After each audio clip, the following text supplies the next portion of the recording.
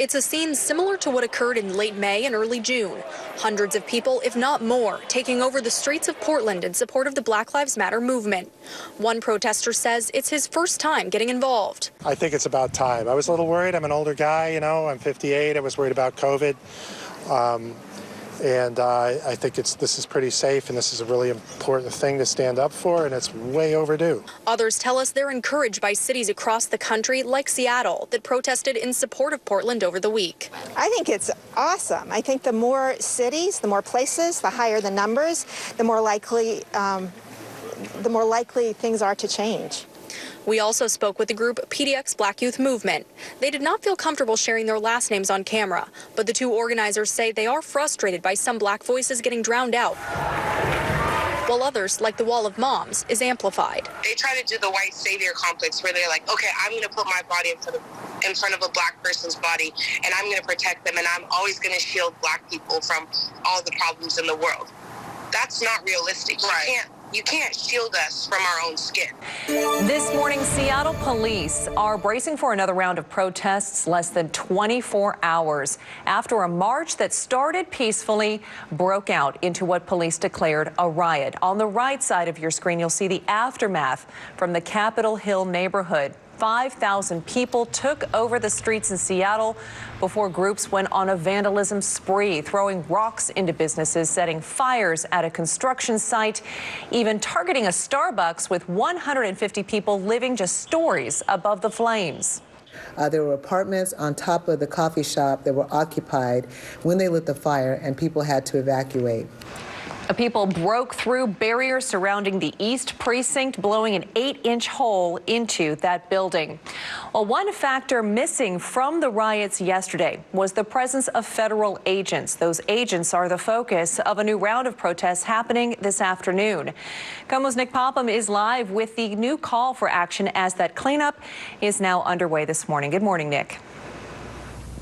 Yeah, good morning, Lee. Cleanup certainly underway this morning at a lot of those businesses that were affected by those demonstrations. And not only that, they're preparing for more protests that are expected to happen later this afternoon. Now, as you can see at that Starbucks, we'll go right back to where that Starbucks was that dealt with a lot of that damage that took place yesterday. People already starting to clean up some of that. They've boarded up the windows, but they've taken them down to take out some of the glass that was on the ground and make sure that things are cleaned up as we get ready for, again, another round of protests that are expected to happen this afternoon. But when the sun set yesterday, it turned into more of a standoff rather than that damage that we saw taking place. And this was a standoff between protesters and police near the old chop zone. Seattle Police Chief Carmen Best says much of the demonstrations involved that East Precinct that was abandoned for several weeks back in June.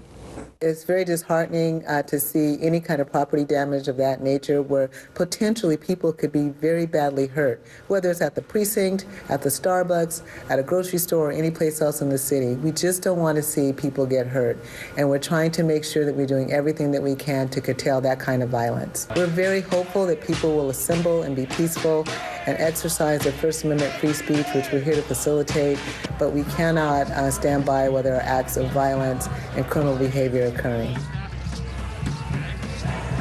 Peace is certainly the hope for anybody who's going out to protest. As you mentioned, Lee, there were no sight of federal agents during these demonstrations, just local law enforcement in total. Best says 40 people were arrested yesterday during these demonstrations. Now, even with no sight of these federal agents, it has been reported that they are in town to protect federal property. That's sort of the focus of these demonstrations that are going to be taking place this afternoon, with a message that people who are protesting do not want these federal agents here in Seattle. That demonstration expected to take place at noon at Westlake Park.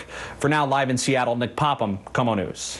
Nick, thank you. Well, during the protests, police deployed so-called less lethal weapons as the crowd clashed with officers. Officers used pepper spray and flashbangs to break up the crowd. In a statement, Police Chief Carmen Best promised her officers would not use tear gas. Our cameras were rolling as several people were helping a woman clear out her eyes. It appears she was pepper sprayed during those protests on Friday. A federal judge blocked the new city ordinance banning banning tear gas, pepper spray, and blast balls.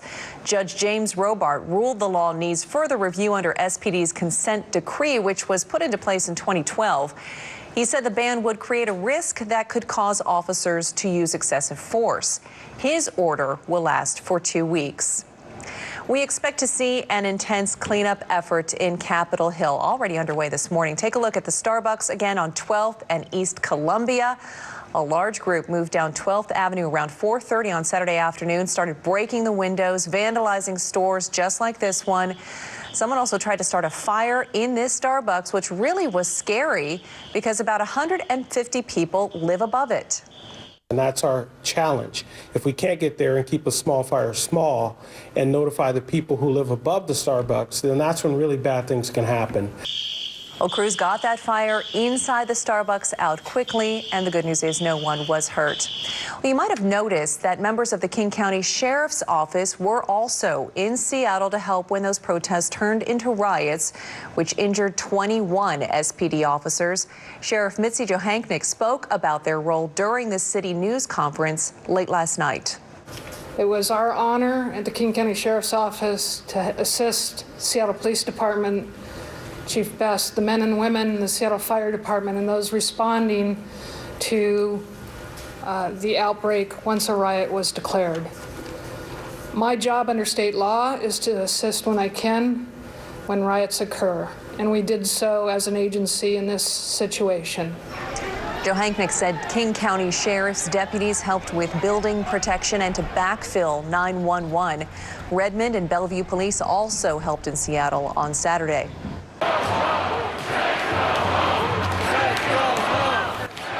Thousands of people gathered in Portland for another night of protests. They are angered over the presence of federal officers sent by President Trump. Crowds rallied outside the city's federal courthouse. Federal officers did use tear gas to break up the group of protesters there. On Friday, a judge denied a request by city officials to stop federal officers from arresting demonstrators. Demonstrators have rallied there over the last 2 months. Well, earlier in the day, a scene like what we have seen before. Hundreds of people, if not more, took over Portland streets in support of the Black Lives Matter movement. I think it's awesome. I think the more cities, the more places, the higher the numbers, the more likely things are to change. Well, some say they're encouraged by people in cities across the country like Seattle who demonstrated in support of their city in the last few days. Happening later on this morning, 2 more demonstrations are planned in Seattle. One group is expected to be at Westlake around 11 o'clock this morning to protest against ICE. The Pacific Northwest Youth Liberation Front tweeted out people will also rally against federal officers in our city. That is happening at noon at Westlake Park. Saturday marked 2 months since George Floyd died at the hands of Minneapolis police. The video of his death sparking outrage and leading to protests over racial injustice and police brutality. Since his death, police departments across the country have been putting into place new reforms in an effort to curb police brutality. Governor Jay Inslee is proposing restricting chokeholds for every law enforcement agency, creating a new independent state agency to investigate police killings, and creating a legally binding obligation requiring law enforcement to report misconduct by fellow officers. Governor Inslee says he is meeting with the task force to come up with any recommendations for police reform in our state.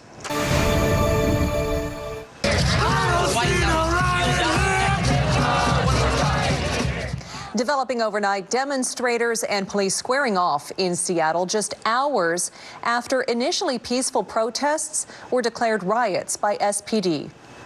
The rioters had no regard for the community's safety, for the officers' safety, or for the businesses and property that they destroyed. Crowds of people setting fires, breaking into stores, even breaching a barrier outside the East Precinct, blowing an 8-inch hole into that building. Well, dozens of people were taken into custody and more than 20 officers are hurt this morning. Well, now police are preparing for another round of protests happening in downtown Seattle in just a couple of hours. KOMO's Nick Popham is live with what demonstrators are demanding this afternoon as that cleanup now gets underway this morning. Nick?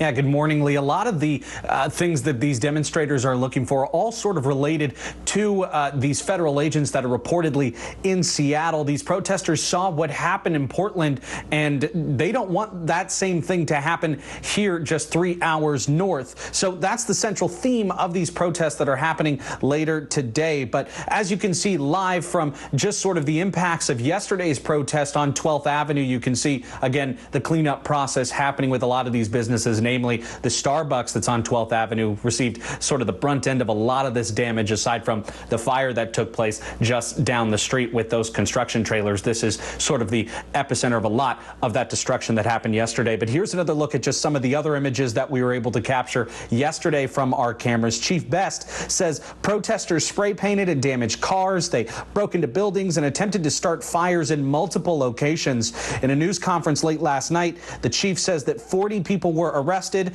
and multiple officers were injured. We experienced prolonged and escalating violence throughout the afternoon.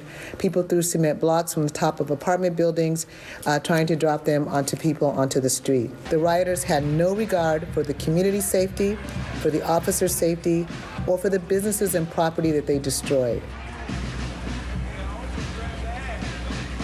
At one point, there were over 5,000 people protesting in Capitol Hill. Crowds didn't start to disperse until about 1 this morning. But this isn't the end for protests for this weekend. Like we mentioned, there are going to be more protests that are happening later this afternoon, especially in the downtown area. That's going to be happening at Westlake Park. This demonstration, their message is that they don't want these federal agents here in Seattle. For now, live in Seattle, Nick Popham, KOMO News. Nick, thank you. One of the reasons for these protests is the King County Youth Detention Facility. Demonstrators are calling for an end to youth incarceration at the facility where those fires broke out. This week, King County Executive Dow Constantine announced plans to convert the remaining detention units to other uses by 2025. Now, here's a different view of that fire. What was starting out as a peaceful protest, and as it turned into a riot. This video came from Mark Taylor Canfield, who said he was right there before most crews arrived. Someone threw explosives into 5 trailers at a construction site for that new juvenile detention center, which is off 12th Avenue East. 4 of the trailers are destroyed. 1 is said to be damaged. That controversial King County Children and Family Justice Center has been delayed by COVID-19, but when it opens, it will include both detention and resource centers for families, including child care for families on court business. The good news in all of this, nobody was hurt. We do want to give you more context as to why Seattle police used pepper spray and flashbangs. A city council ban on those less lethal crowd control measures was supposed to take effect today, but on Friday, a federal judge granted a request from the Justice Department for a temporary restraining order preventing that ban from taking effect. The judge agreed with the federal government that removing the weapons without time for alternative training could actually lead to more police use of force.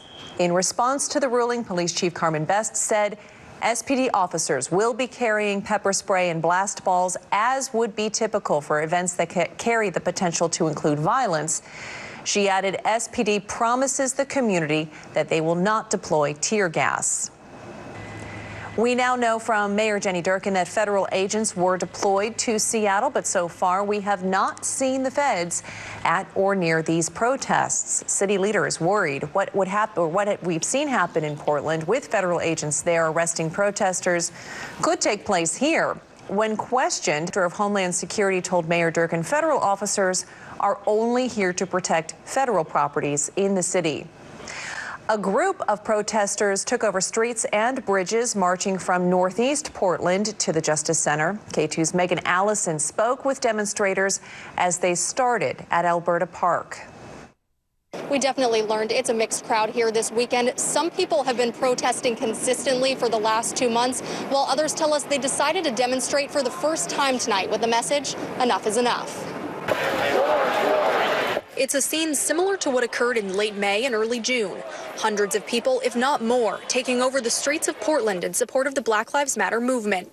One protester says it's his first time getting involved. I think it's about time. I was a little worried. I'm an older guy, I'm 58. I was worried about COVID.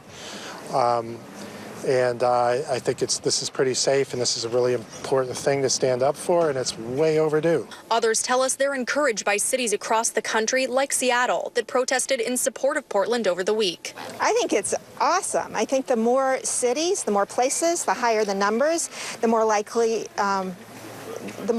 things are to change. We also spoke with the group PDX Black Youth Movement. They did not feel comfortable sharing their last names on camera, but the two organizers say they are frustrated by some black voices getting drowned out, while others, like the Wall of Moms, is amplified. They try to do the white savior complex where they're like, okay, I'm going to put my body in front of a black person's body, and I'm going to protect them, and I'm always going to shield black people from all the problems in the world. That's not realistic. Right. You can't shield us from our own skin. Other demonstrators say after 2 months of supporting the movement, the message that Black Lives Matter is getting heard. It had to basically show a person dying live on camera, to basically change some people's minds. Today marks 2 months since the death of George Floyd. Earlier this evening, people in the crowd tell us this started as a response in outrage to that event, but since then, they believe it's grown into a bigger movement. In downtown Portland, I'm Megan Allison. In Aurora, Colorado, a scary moment. Police say a vehicle drove through a crowd of demonstrators on Saturday. The march was in protest of Elijah McClain's death. Police say the vehicle does not appear to have hurt anyone, but when it entered that crowd, a protester allegedly fired a weapon and hit another demonstrator. Police say that person was taken to the hospital in stable condition. Another person sought medical care for a graze wound later.